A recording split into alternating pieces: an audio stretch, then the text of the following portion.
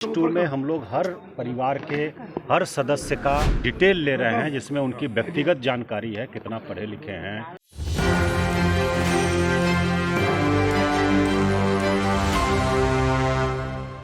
नमस्कार, मैं प्रेरणा, आप देख रहे हैं एक न्यूज़ 24। बिहार में जातीय जनगणना का दूसरा फेज शुरू हो चुका है।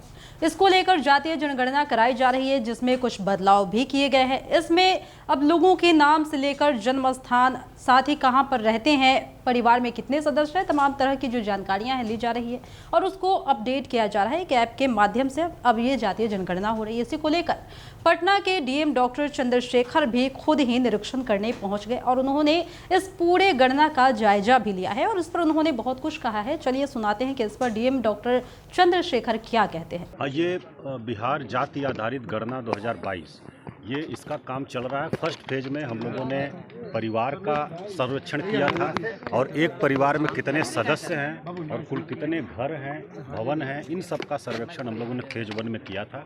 फेज 2 में हम लोग हर परिवार के हर सदस्य का डिटेल ले रहे हैं, जिसमें उनकी व्यक्तिगत जानकारी है, कितना पढ़े लिखे हैं और बाकी जानकारी है, और बाकी उसके साथ उनकी सामाजिक पृष्ठभूमि की जानकारी ले रहे हैं। फिर उनकी आर्थिक स्थिति क्या है, शैक्षणिक स्थिति, ये सब चीज़ें हम लोग फेज 2 में ले रहे हैं।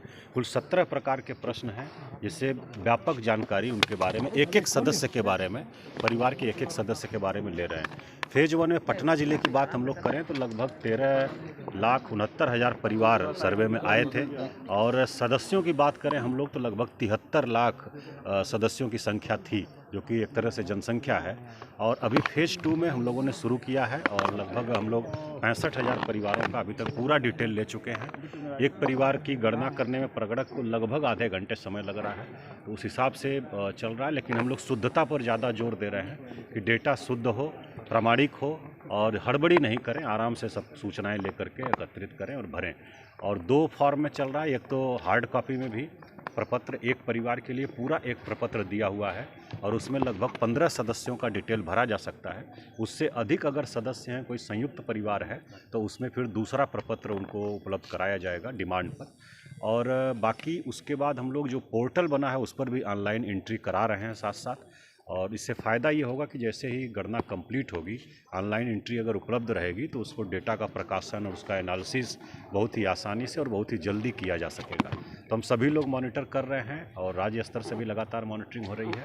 हम लोगों का प्रयास है कि शुद्धता के साथ, प्रामाणिकता के साथ और समय सीमा जो निर्धारित है उसमें जाति आधारित गणना को कंप्लीट कराया जाए। सर, जो लोग माइग्रेट हैं या देश से बाहर रह रहे हैं, सवाल वही है कि उनका जनगणना में नहीं, उनकी भी गणना की जा रही है। उनके परिवार से पूछ करके, परिवार के लोग अगर बताते हैं कि इतने सदस्य हमारे हैं जो बाहर रह रहे हैं, तो उनसे भी लोग वीडियो कॉल पर बात करके उनका जो डिटेल है वो ले रहे हैं और एंट्री कर रहे हैं।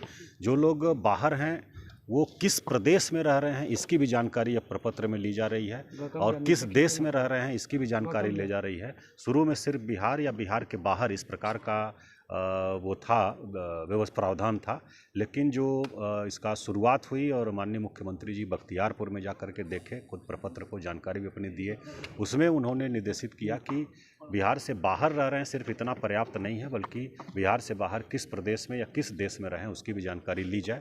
तो उसकी भी जानकारी अब व्यवस्था कर दी गई है। तो जैसा कि आपने देखा कि डॉक्टर चंद्रशेखर पटना के नगर निगम के वार्ड संख्या 27 में पहुंचे हुए थे, जहां उन्होंने जातीय जनगणना से जुड़ी तमाम अपडेट ली, लोगों से जानकारी ली, उनसे सवाल किया, उन्होंने इस पर बयान भी दिए। उन्होंने कहा कि इसमें बेहद अच्छे तरीके से जातीय जनगणना कराई जा रही है, इसमें किसी भी लोगों के कुछ भी छूटने का या नाम छूटने का या जन्म स्थान या फिर कहां रहते हैं कोई सवाल ही नहीं उठता। यानी कि ये जो जनगणना है अच्छी तरीके से कराई जा रही है और इसमें कोई भी समस्या नहीं है।